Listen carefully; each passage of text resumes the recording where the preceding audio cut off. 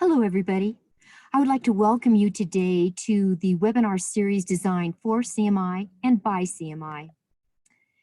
Generally, our webinars are hosted at Colorado School of Mines, and today, of course, with our social distancing, we're kind of at homes and different places as we're broadcasting. If you'd like a suggestion for a future webinar topic, if you have one, please include it on the exit survey, as we're always looking for webinars that are really going to be pertinent to your workforce needs and your experience. This today is a public webinar, and a recording is going to be available next week at aimslab.gov/CMI, and it's now under the workforce menu. So that's a little bit of a change with our new work on the website. The questions today are going to be taken via the Q&A feature. So if you can find that on your phones and laptops, that's where you will type in your question. The presenter today would like for us to wait until the end of the presentation for questions to be answered. But because it does take a little bit of time to type it in, type the question when you have it, so we'll have them in the queue. I'd like to introduce our presenter today. Durga Paudyal is Associate Scientist at Ames Laboratory and an Adjunct Associate Professor at Electrical and Computer Engineering of Iowa State University. His PhD is in Theoretical and Computational Materials Physics, and that comes out of a university in Kolkata, India. His research experience is in the field of rare earth magnetism, and you're going to hear a lot more about that as he goes into his presentation. He currently leads Predicting Magnetic Anisotropy project funded by Critical Materials Institute. He's had a lot of publications and invited presentations, and is an editorial board member for Frontiers of Quantum Materials and Materials Science. I really don't want to take a lot of time off of our presenters' time to talk to you, so I'd like to turn this over to you, Durga, so that you can present on the prediction of reduced rare earth permanent magnets from theory and computation. And it's all yours. Thank you. Do you see my slides? Yes. Okay, thank you. Thank you for nice introduction. I'm going to talk about prediction of reduced rare earth permanent magnets from theory and computation. This work has been supported by Critical Materials Institute here at Ames. As we know, there are a lot of issues with rare earth permanent magnets, and we would like to reduce rare earth components which are actually problematic in terms of supply and chain issues. So we would like to have as low composition as possible, low content as possible in rare earth magnets. Also, we would like to actually have the basically performance as compared to the available champion magnet, new magnet, or some gap magnets. So as I said, the high level CMI goal on magnets is basically reducing the use of critical elements. As we know, if we look at the rare earths, there are light lanthanides and heavy lanthanides. Heavy lanthanides are actually very costly, and they have issues with criticality, and supply chain is also issue. So we would not like to have heavy rare earths, but there are some light rare earths which are abundant, which can be utilized looking at the crystalline structures and other things. So the point here is what CMI wants to actually look at, we start what percentage of material we start with, and then what percentage of materials are actually in the end products. So that's one of the issues CMI looks into. And also we need to look at the functionally graded materials. In what do I mean by that is, can we put critical elements only where they are needed. So only option we can work with these scenarios are basically either replace or substitute, or actually find alternates. So the question is basically what CMI is looking at is, can we completely remove, as I said earlier, the heavy rare earths, specifically dysprosium, with something else, or we can actually completely remove it. But we also want to have actually enhanced high temperature coercivity. So that is a big goal in CMI.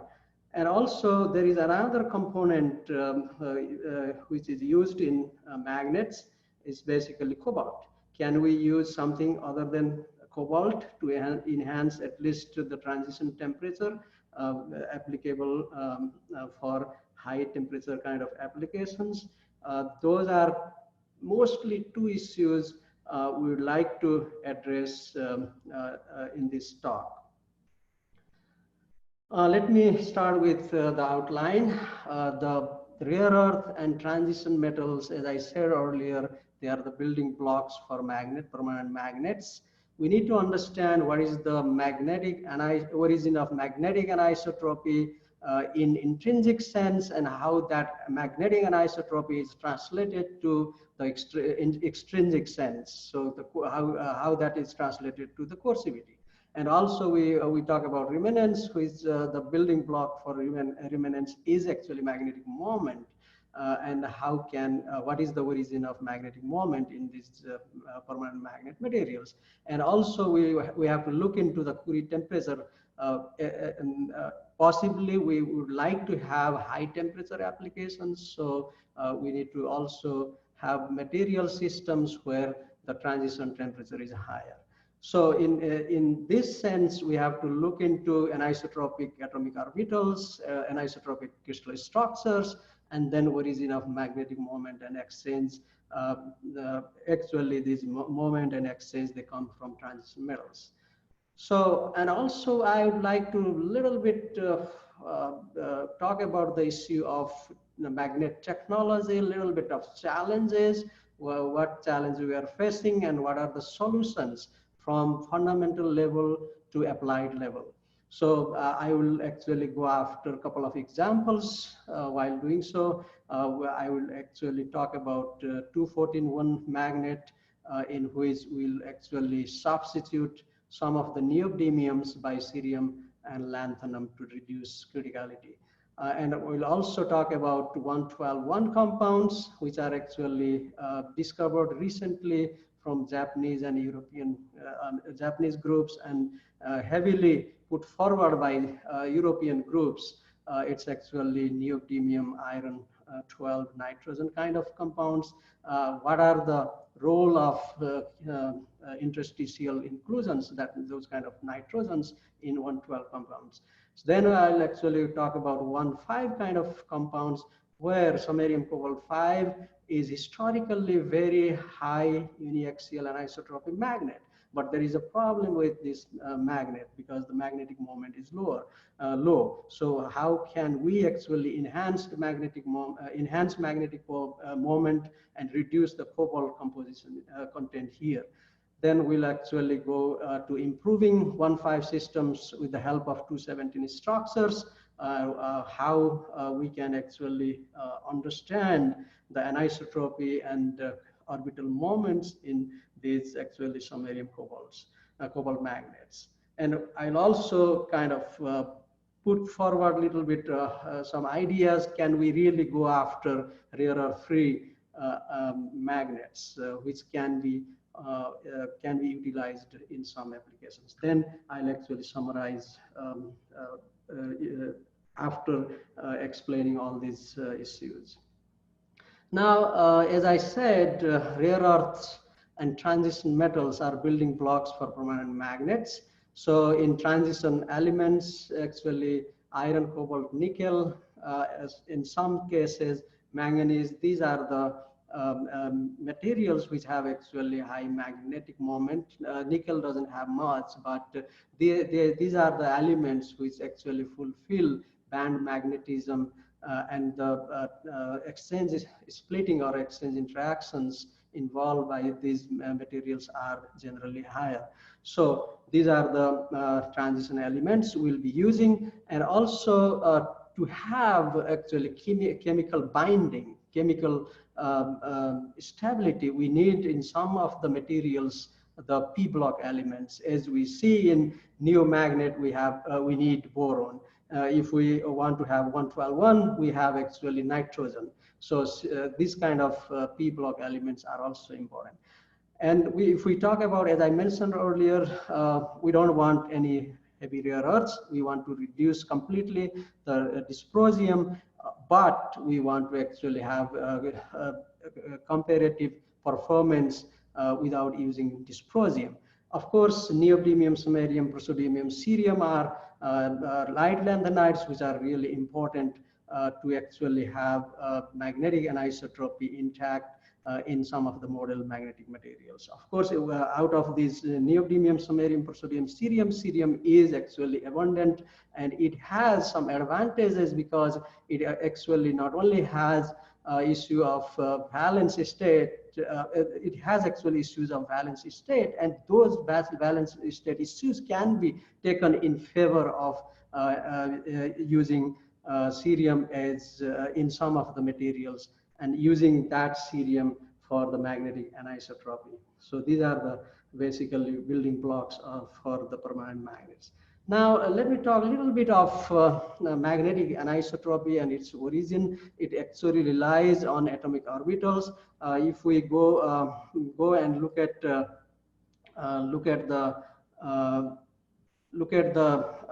1s, 2p, 3d, and 4f type of orbitals, we can see 1s is perfectly perfectly symmetric, and then if we go to 2p, we start getting actually anisotropic orbitals, and then 3ds are more, and then 4fs are more anisotropic in terms of orbitals. So if we can actually, now we can comparatively see 4fs are really important, even in terms of atomic orbitals, to have actually an isotropic component coming. So that's the reason 4fs are actually important from the very fundamental level. Now, a little bit on plus and minuses of rare earth magnets. Everybody knows 4f electrons produce high magnetocrystalline anisotropy, and those can be translated extrinsically, and we can have high coercivity. And of course, there is actually high energy product compared to other magnets.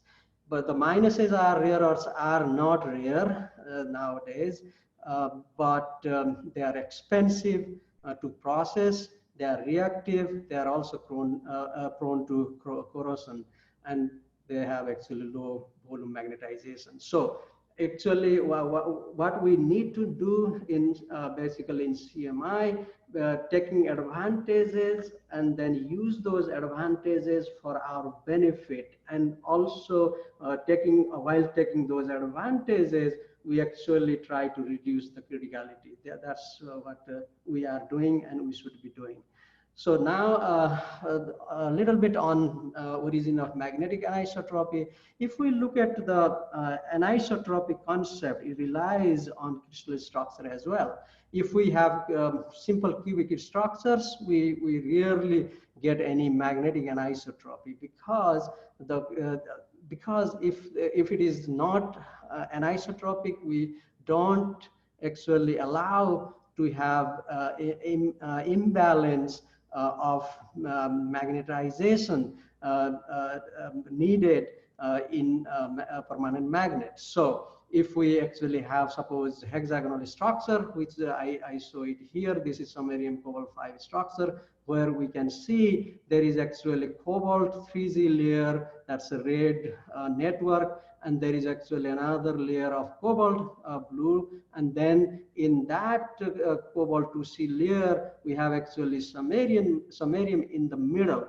So this kind of peculiar structure actually allows to actually have spins, magnetic spins aligned in the C direction, and and that's the reason, because it actually allows or takes advantage of that anisotropic c-axis and allows to actually align spins in that direction. So, and also if we look at the present day condensed matter physics, we actually talk about the anisotropic charge density of rare earth elements. If what do I mean by charge density? If you do multiple expansion, if we go back to Z-Jackson electrodynamics, we can see we have actually a multiple expansion. In that multiple expansion, we have actually second order, fourth order, sixth order, and higher order terms. So if we take into account of just second order term, we can have actually prolate type of charge density involved because of the samarium 4Fs. So this is actually a prolate shape. If we go further, use second order and fourth order, then we can actually have even an isotropic prolate shape of samarium. This is actually the very, very fundamental level of anisotropy coming from the charge densities. So now, if we want to understand a little bit of magnetic moment and Curie temperature, well, what are the origins of these for permanent magnet materials, we can look at the early work by Slater and Pauling. That is called Slater-Pauling curve. We can see how maximum the iron moment can be. It can be like 2.23 or something like that. But if we play with number of valence electrons, we can go up to 2.5 here. We can see it here in the on the top. So utilizing this concept and adding the fundamental issues of band magnetism, one can actually extract maximum maximum magnetic moment from these transition elements. We can also talk about the exchanges, splitting or exchange interactions. If we look at the Bethe-Slater curve, we can see the iron and cobalt and also nickel has actually maximum exchange splitting. If we, for comparison, you can also look at gadolinium. It has actually smaller exchange integral. So the reason of having higher Curie temperature is because of these exchange splittings or exchange interactions evolving from iron and copper, cobalt, and in some cases nickel. So these are the two things basically. The transition metals are important for magnetic moment as well as magnetic exchange interactions. Those magnetic exchange interactions are actually translated to the Curie temperature through mean field way. So this is actually the very fundamental level of having magnetic moment and exchange interactions coming from transition elements. And as I said before, the magnetic anisotropy is actually coming from rare earths, 4F states. Now let me, as I said, let me talk a little bit of permanent magnet technology challenges and solutions. This is what CMI is after. The technology generally from permanent magnets is basically motors, generators, heat engines, and other small electronics. So as we said, the real goal of CMI is to reduce the criticality, and we have actually, everybody knows there are 4 focus areas out of 4.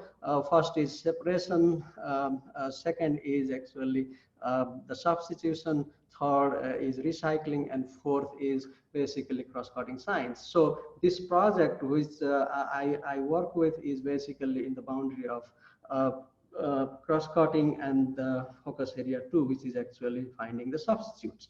So now what is the actually CMI focus area 2 goal? We on magnet is basically maintain magnet performance with reduced critical elements. This is what the main theme of focus area 2 on magnet thrust.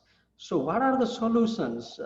We have actually 3 to 4 model materials so far known which actually give very best performance magnets. Some of them have actually critical elements. We have to find a way to reduce those critical elements, but we have to actually maintain the performance. So we have to play with the structures, We have to play with crystalline crystal sites, because if we have many non-equivalent crystal sites, we can play with those sites and bring a non-critical element to substitute. We can play with interstitials, we can play with defects, interfaces, and strain. So this is a real solution to actually obtain or maintain permanent magnet performance with reduced critical elements. Now, this figure down right side, actually currently we have gap magnets, currently we have neomagnets. We want to reduce the critical element. We want to not only maintain performance, maybe we want to go better than that. For that, there is a concept in CMI, it's called moonshot. Can we actually utilize, with the help of understanding of neomagnet and utilizing the substitution engineering, can we actually get new magnet which has better performance with lower cost? Can we actually also go from gap magnet to new magnet, where we can actually either reduce the cost or improve the performance? So this is the real challenge in CMI, and this is where theory can actually help to actually model substituted structures, sites, interstitials, interfaces, and strain. So these are the actually building blocks for the project which I lead. Now I'll start giving some of the examples of how do we do all these things. So let me talk about 214-1 compound, where it's neodymium 2 iron 14 boron is the model compound, in which you can actually see here there are two types of rare earths. One, you can see green, it's we call it as 4F site, and then there is another one for the site which is actually blue. So you can see these two sites here, and there are actually 6 types of iron sites. And there is actually boron, which is p block element, which actually is very useful to actually bring the chemical stability. It actually allows to form the compound in 214-1 structure. So out of these 2 types of rare earths, nature has given something good for us. One rare earth site, which is 4F site, does not provide any magnetic anisotropy. The magnetic anisotropy actually comes from only from this site. So now when we actually did computation substituting cerium on both sides, we actually figured out cerium prefers to go to 4F site, which does not provide any magnetic anisotropy. So we are actually good. So you can see on the right side, there is actually neodymium 2 iron 14B. The trend of this magnetic anisotropy actually matches with the substituted cerium compound. The ceriums were substituted in 4F.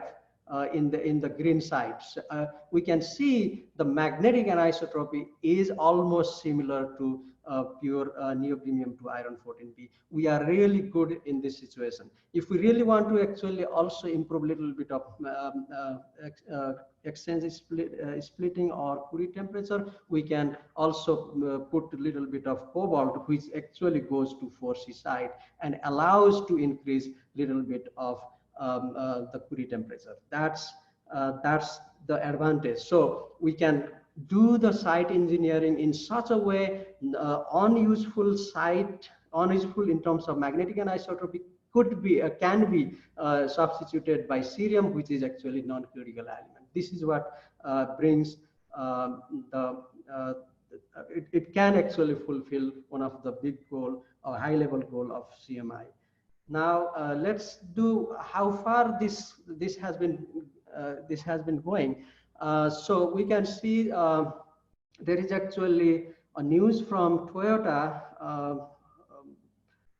sometimes ago. They actually substituted neodymium by 20% cerium and lanthanum mixed, and then they could actually see at high temperature the coercivity is actually increased. So that is advantageous, because neomagnet actually suffers for high temperature coercivity. So not only we are actually reducing the neodymium component here, but also we are actually reducing, we are actually enhancing coercivity. So this is good. And they actually project we may be able to substitute 50% of neodymium by cerium, but they don't give more, actually, they don't show any more work with 50% here. But of course, with neodymium substituted by cerium and lanthanum by, with the 20%, they actually show this thing. Now we can actually, I also looked at their view in terms of criticality, reduction of critical elements. Their aim is actually for magnet development in the future. They want to actually reduce rare earth elements. What I mean by rare earth element here, it is actually they want to completely reduce dysprosium and terbium. You can see in this one, it's a completely reduced scenario, and also introduce lanthanum and cerium, at least in whole composition sense, at least by 10%.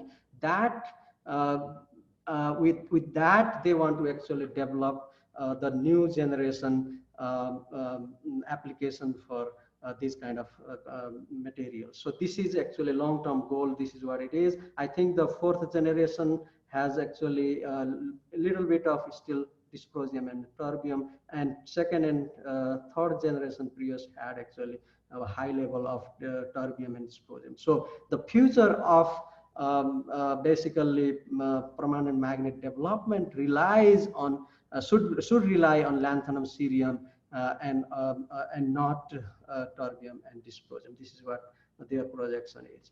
Now, let me go a little bit with another example where I talked about chemical stability with interstitial inclusions. So there is actually 112, there is a family of compounds which is called thorium manganese 12 type of compounds. These are very important compounds because these are tetragonal, these are with tetragonal structure.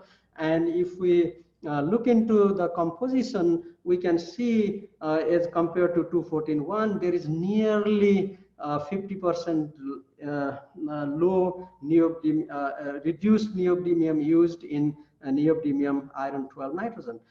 The problem here is this is what the Japanese they have done, and their synthesis is through thin film. So here at AIMS, we have been discussing whether we can actually develop bulk neodymium iron 12 nitrogen or neodymium iron 12 boron, or some composition with substituting some irons by cobalt, so that the structure becomes more stable in bulk form. So this has been actually going on. But what I would like to mention here, with the help of their work, we can see neodymium 2 iron 14V is blue here, and then neodymium iron 12 nitrogen is black here, and samarium 2 iron 17 nitrogen is green. So what we can see here, neodymium iron 12 nitrogen is actually very promising, and it has better properties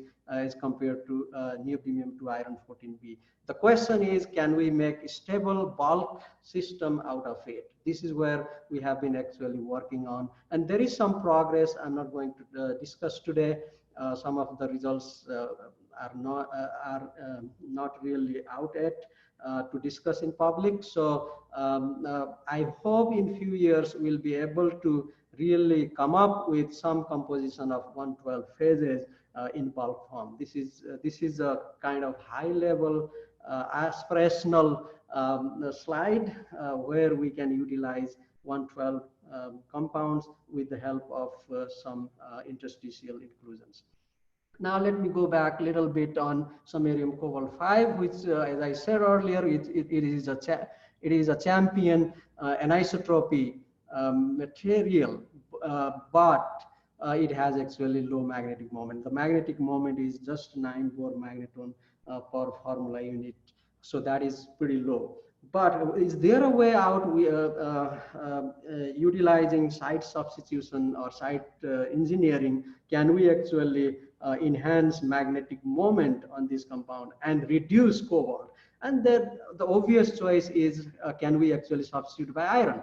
And we do it in a sense, but there is actually limitation for that. So there is this is all about, as we saw this Slater-Pauling curve, if we actually work through the number of d electrons, we may be able to actually produce or enhance chemical stability, and also we can actually form some compounds which are not supposed to be forming. So it's all playing with number of electrons or electron structure. So we can see samarium, cobalt, nickel, iron 3 could be formed.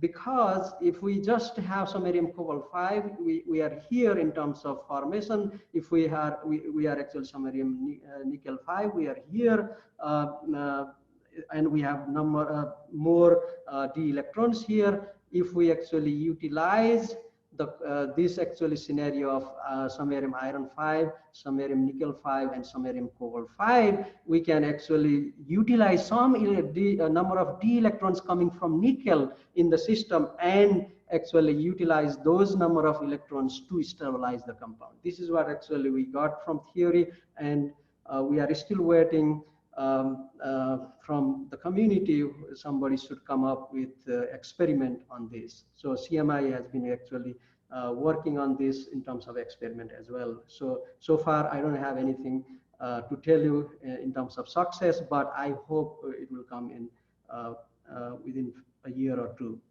Now, let me go back a little bit of origin of magnetic anisotropy in samarium cobalt magnets. As I already said, we have 1,5 structure which is very peculiar. 3G sites make Kagome lattice, and then actually there is actually network of 2C sites, and then the rare earth actually sits in the center. This is a peculiar structure. And also I told you earlier, in samarium cobalt 5, we can easily push 1 out of 5 cobalt by iron. So in that case, we can see the magnetic anisotropy is lower, but it's not that bad, because the magnetic anisotropy in one samarium cobalt 5 is such high, we don't really need that much. If we can, I'm just putting saying if we can make a material with the help of samarium nickel 5, if we can make material at least 2 irons out of 5 cobalt substituted, then we can actually have substantial magnetic anisotropy. This can be a very good path forward.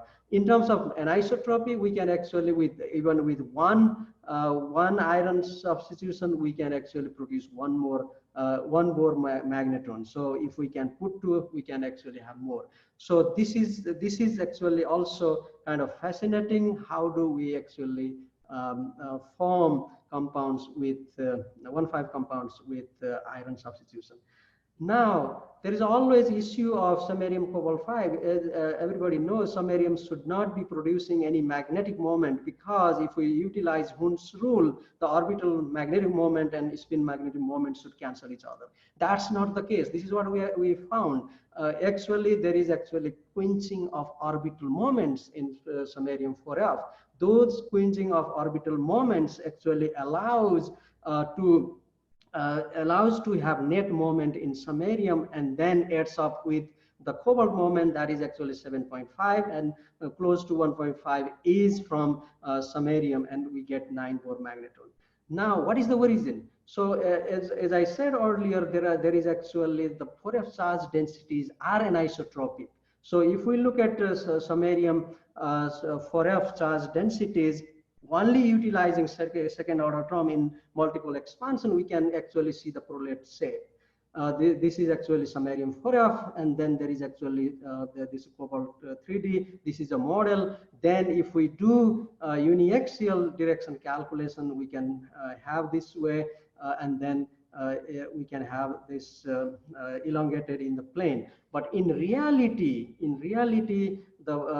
the multipole expansion and then utilizing the spin orbit coupling scenario, we can actually see there is actually effect of crystalline electric field which actually distorts the Fourier charge density in such a way the uniaxial c-axis magnetization calculation and then actually planar magnetization direction calculation shows very substantially different Fourier charge densities.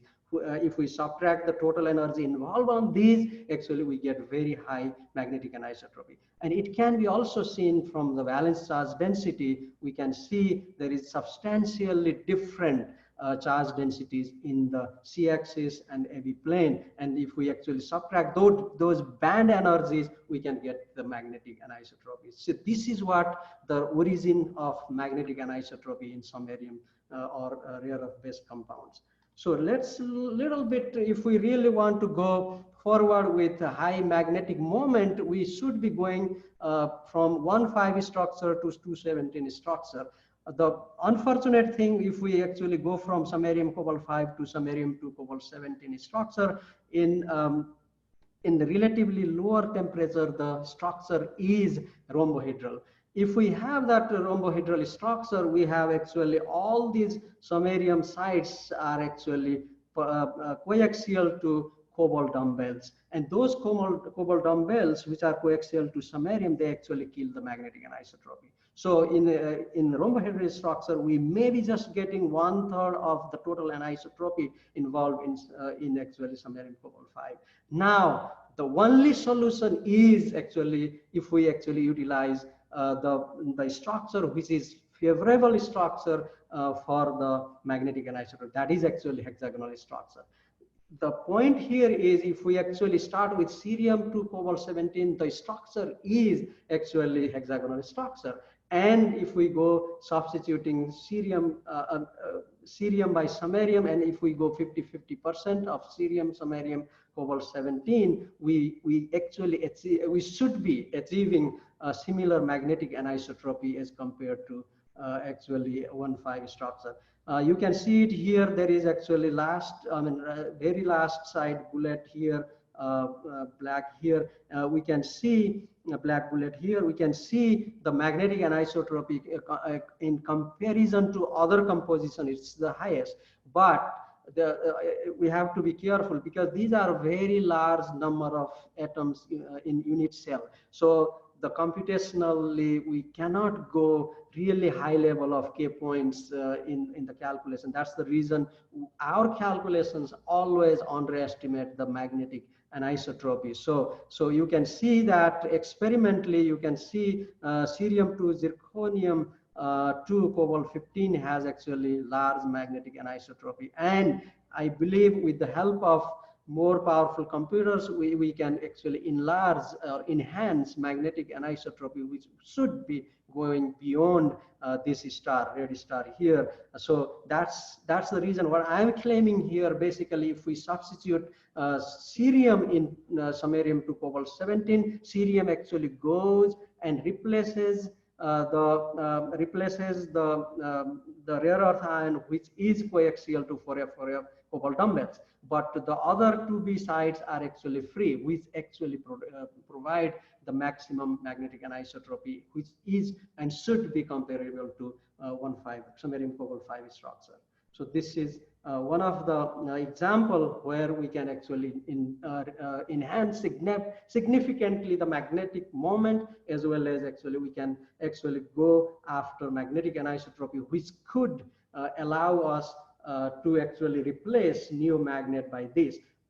Only the problem now, the cobalt is still problematic. So in that case, what we are doing now, how much iron could be actually pushed into 217 structure. So there it can be samarium, cerium, and cobalt iron composition. So I hope within a year or two we'll come up with some of the compositions where we'll actually go beyond the new magnet.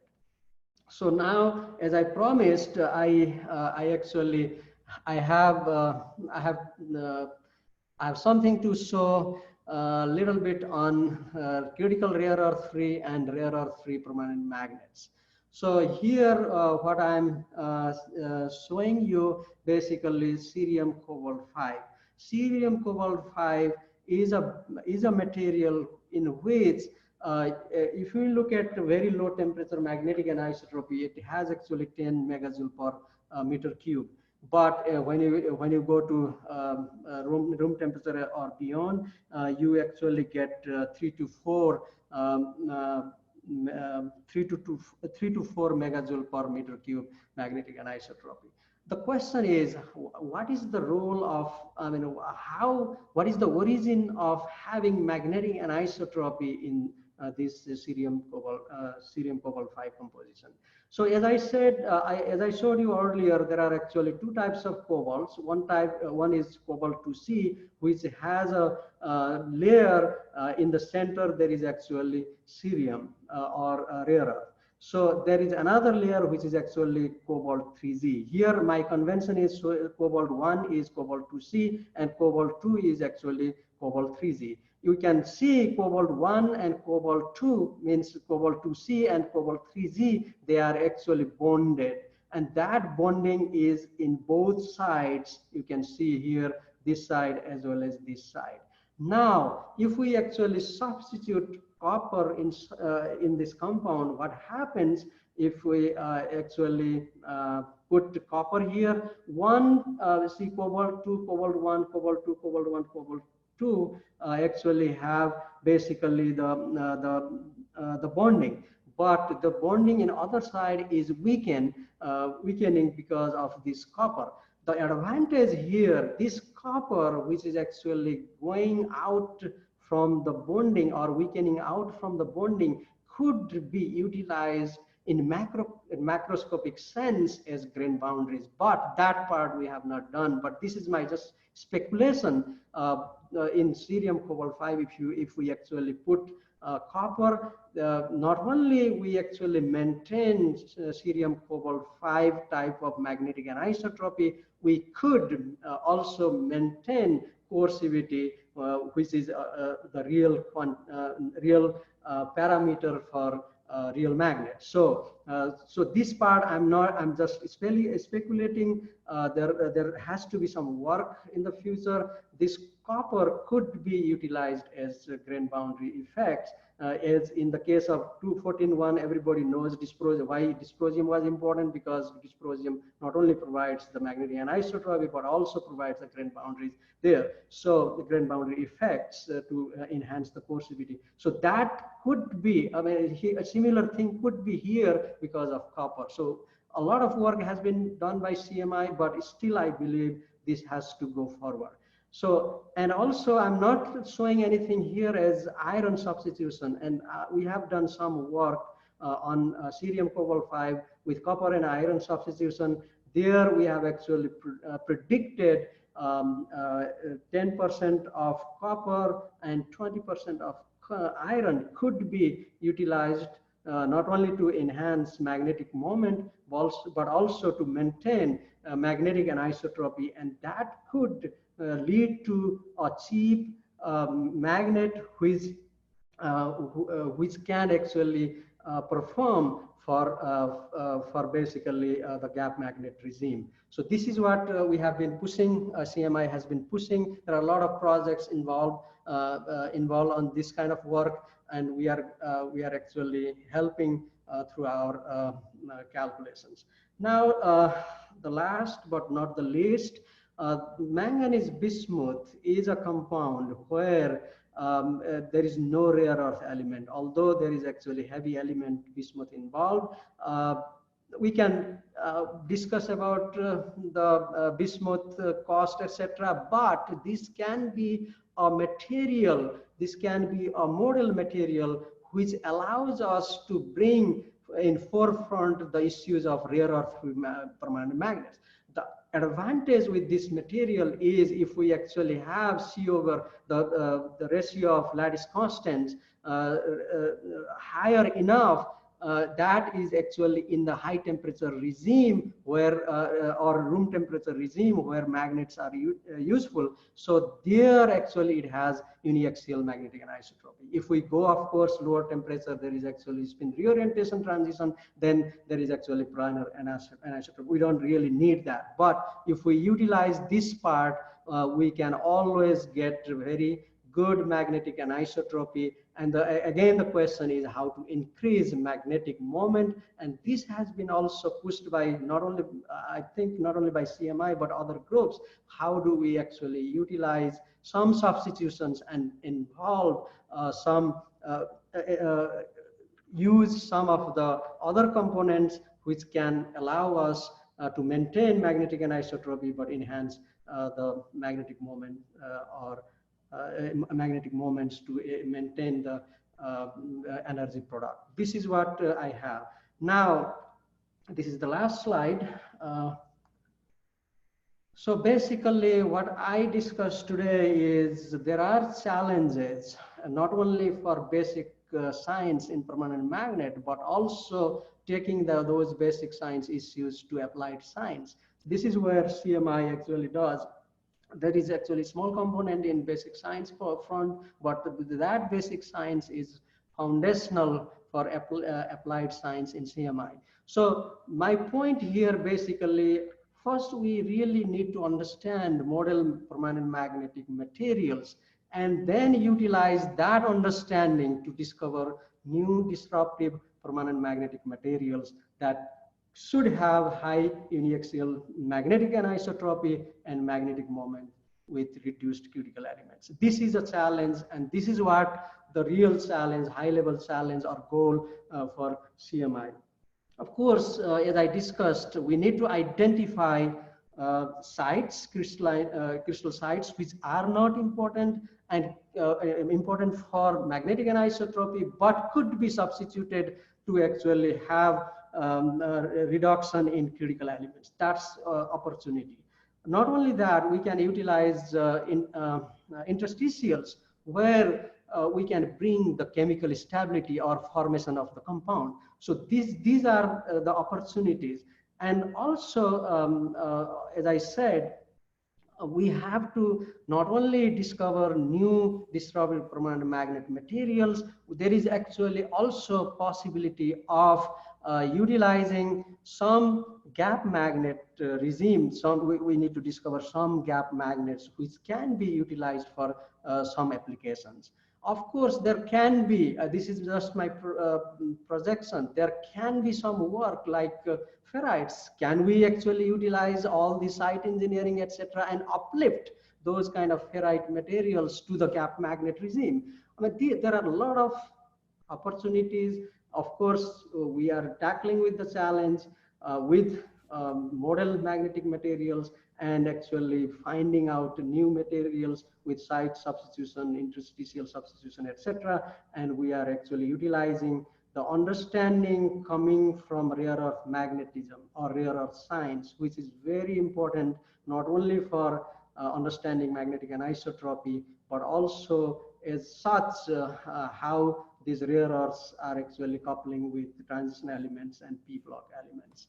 Thank you for your attention. Durga, thank you so much for a great presentation on the goals of maintaining magnetic performance and reducing critical elements. We also know that you've kept in mind the industry needs of reducing cost and improving performance while you're going through all of your work of, again, trying to reduce the use of dysprosium, reduce the use of cobalt, and also with all the substitutions that you're working on to take their place, again, with trying to enhance the performance. So lots of great work ahead. We do have a question here, and we're going to have time for a few questions. So if you'd like to go that direction, it looks like your first question is from Federico. Okay, the first question by Federico, he's asking what type of density functionals are you using? Are you using DFTU or any similar approximation for the localized spins? Yeah, we are basically utilizing advanced density functional theory Of course, there are a lot of issues with functionals. So we utilize various functionals, and we came up with GGA, generalized gradient approximation, which is really good for some in homogeneous systems, which the magnets are indeed in homogeneous systems. That's GGA part. And also, as I said, I could have actually shown this the theory slide, but in reality, as you know, 4Fs have problem with density functional theory, bare minimum density functional theory, because 4F states which are supposed to not take part in bonding, if we use the standard density functional theory, the unoccupied 4F states, they actually come across the Fermi level, and that's wrong. So they should be actually taken away from the Fermi level. They have to be pushed to the higher energy, and some of the occupied 4F states should also be pushed down to lower energy. That is done through Hubbard-U implementation in density functional theory. This is what we are doing. And also, while doing so, we don't have a lot of experimental data to actually really see the spectroscopic scenario of binding energy between occupied and unoccupied 4Fs. But there are some examples some examples where we can utilize this Hubbard-U parameter. And also for magnetic anisotropy, of course, you need to really go after spin orbit, very precise spin orbit calculations, so that you actually you are allowed to calculate orbital magnetic moment and magnetic anisotropy. You can actually utilize your direction dependent magnetization calculations, and then you get.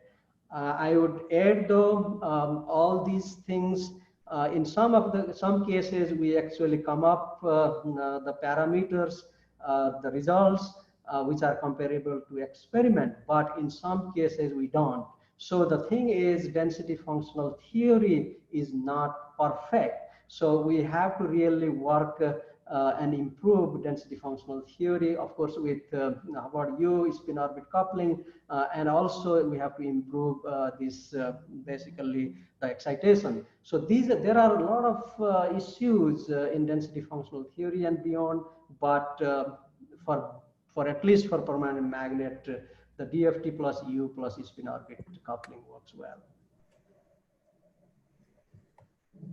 We have a little bit of time here for another 1 or 2 questions. If you want to start typing here, we'll hold on for a moment. And again, Durga, I want to say this was a great presentation, and we look forward to the time when we might find critical rare earth free and rare earth free permanent magnets. That's going to be quite an accomplishment and a lot of work ahead to get there. Yeah, so the problem is basically we are dealing in such scenario where we already have champion magnet, which is actually neodymium iron boron with a little bit substitution of terbium or dysprosium. This is what the champion magnet is. But we don't want, that's the whole idea of establishment of Critical Materials Institute in magnet front, is basically we don't want to do anything with dysprosium. We don't want to use heavy rare earths in any of our magnets. So the first thing is basically just to remove completely and then utilize light rare earths, and then see the science, so how that science evolves from rare earth front, and how those crystallography, that's a chemistry, and also how the magnetocrystalline anisotropy and magnetic moments, etc., these are physics concepts. So how we actually merge physics concepts and chemistry concepts and utilize our understanding, physics and chemistry understandings, and come up with some solutions of site engineering. That's the best solution. Basically, in neo magnet, if we can substitute by cerium, and if we want to, cerium actually does little funny thing in cerium. neodymium magnet. Because of cerium, we actually reduce the exchange interactions between the iron and iron, and that actually allows to reduce the basically the Curie temperature. So to enhance Curie temperature, we need to put a little bit of cobalt. So there is actually, I mean, we need to balance with criticality, and we also need to balance with the magnetic anisotropy and performance. Indeed, and a lot of work ahead. That's good news for CMI. Thank you for the presentation today, and thank you for all the great work you and your team members are doing across the hub. We're really at the hour, so I'd like to thank everybody for attending. Again, I'd like to remind you that if you have a suggestion for a webinar topic, that can be placed on the evaluation form at the end of this presentation. And I also would like to share with you that CMI is going to be hosting quite a few weekly seminars here upcoming starting at the end of April. And we'd like for you to join us. There's a list there. And if you can join us, please do. And we look again forward to the next time that we're back on online with the webinar. Look for us in April. Also, there are details and information are going to be available soon in the Critical Times, and of course at aimslab.gov.cmi. Also, this presentation will be archived there as well. So we look forward to having you join us in one of the Introduction to Life Cycle Assessment, Application of Techno-Economic Assessment, Introduction to Design of Experiments, and join us again. Looking forward to seeing you soon. Thank you. Thank you.